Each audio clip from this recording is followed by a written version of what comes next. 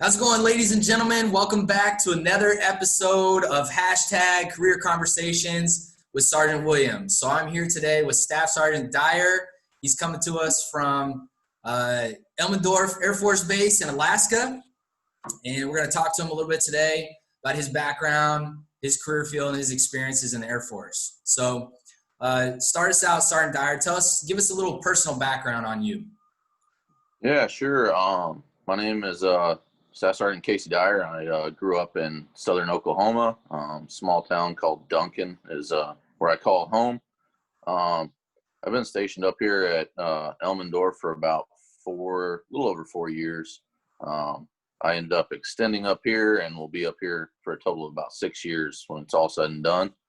I joined whenever I was 24, so I was a little bit older whenever I joined the Air Force. And it's definitely been a good decision. And on my part, going in later, I wouldn't steer you away from that if you are on the fence for any reason, thinking that you might be too old or anything. That's definitely not something to worry about. I think I brought a lot of experience into it that was good experience being older. Not saying that if you're young that it's going to affect that either.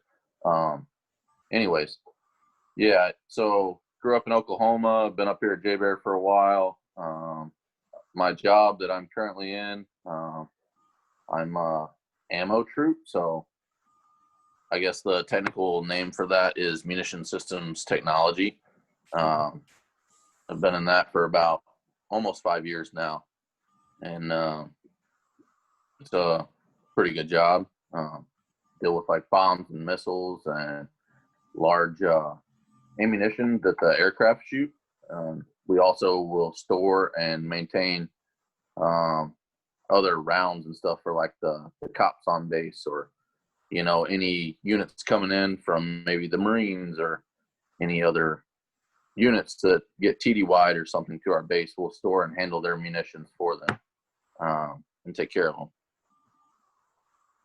Cool. Okay, so tell me a little bit about why you joined the Air Force. What originally attracted you to the Air Force? Because like you mentioned, you had some life experience already.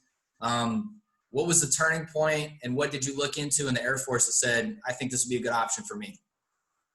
Yeah, so I was, like I said, I was like 24 and had done the whole college thing for a while. And I don't know, I got kind of bummed out on that and then decided, hey, let's go work in the oil field for a while. I had a hookup with that and went and did that for, 2 or 3 years, and then got kind of burned out on like the long hours and never seeing family and all that good stuff.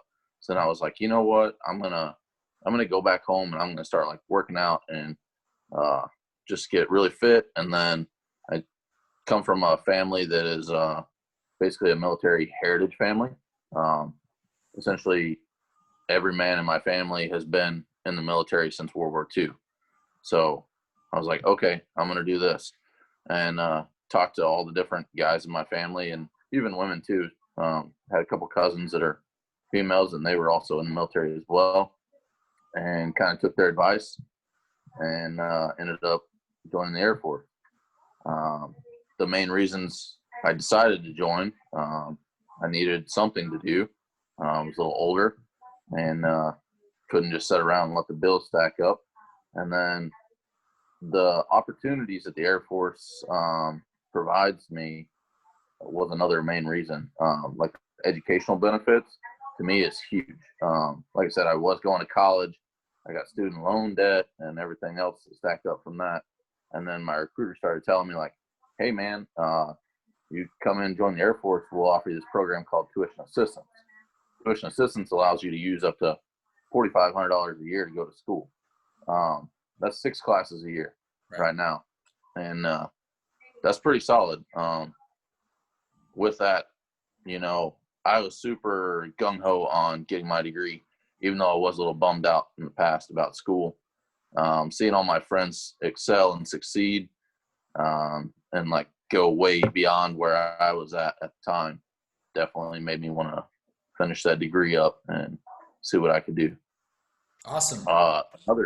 Another thing is the travel. The travel to me, I've always been like a world traveler type guy and love geography and stuff.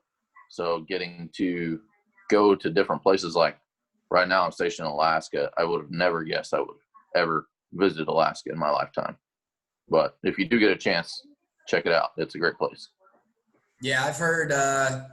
I often tell my applicants, believe it or not, Elmendorf, Alaska is probably one of the more sought after assignments in the Air Force. I've never met anybody that went to Alaska and didn't like it up there. So, Yeah. so that's pretty cool that you're able to be up there. So that kind of leads me into the next point. What are your accomplishments? Since you've been in the Air Force, what have you gotten? What goals have you completed that you set out to do? Yeah. So since I joined the Air Force, back on the education portion, I just completed my community college of the Air Force degree. So I now have an associate's in munition systems. And that's something that the Air Force offers as well, that I didn't really touch on for the education portion, is the community college of the Air Force degree. You can physically get an associate's degree that correlates with your career field. So for me, it's munitions. So I now have an associate's in munition systems. So yeah, I did that, and then I'm now a senior in my bachelor's program, and I'm actually going to school for Intel at an American military university. So that's cool. I did all that on using that tuition assistance that I was talking about a while ago, and then I actually got to go to an exercise in South Korea about 2 years ago, I believe, and when I was in South Korea, I got superior performer for the exercise. So that was a cool accomplishment. Yeah. And then in the year 2019, I was recognized as the Quality Assurance Annual Award winner. So I worked in the ammo section at a shop called Trailer Maintenance. And I handled all the support equipment and ordering parts and, any other detail and scheduling and I don't know, all that go into running that shop basically. And quality assurance is coming out and inspecting me at least once, if not twice a week. And I went the whole year without taking a single hit from quality assurance. So my program was 100%. And I actually won the annual award for that. And that was nice. Pretty cool.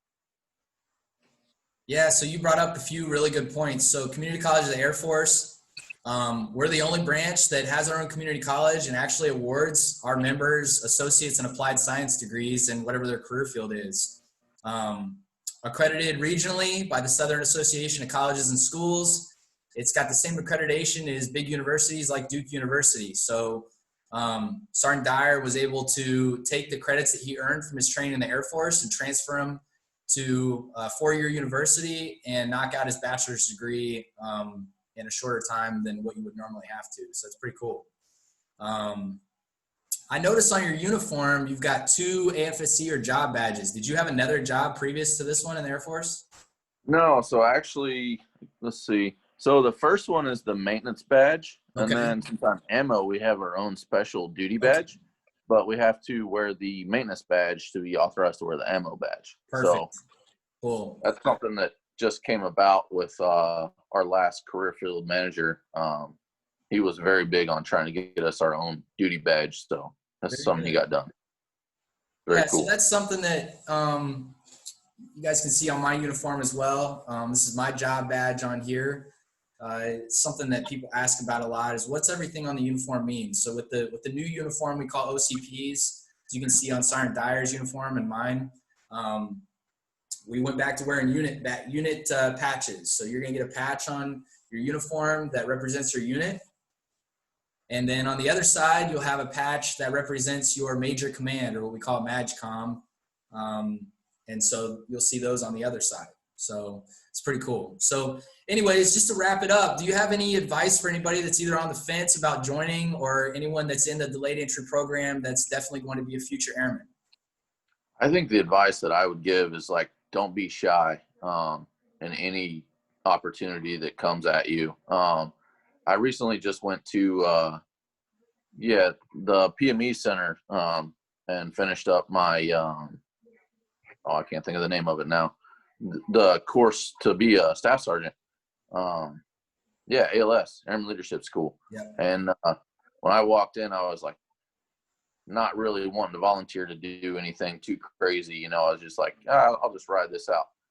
I got picked to be our class leader or whatever, flight leader.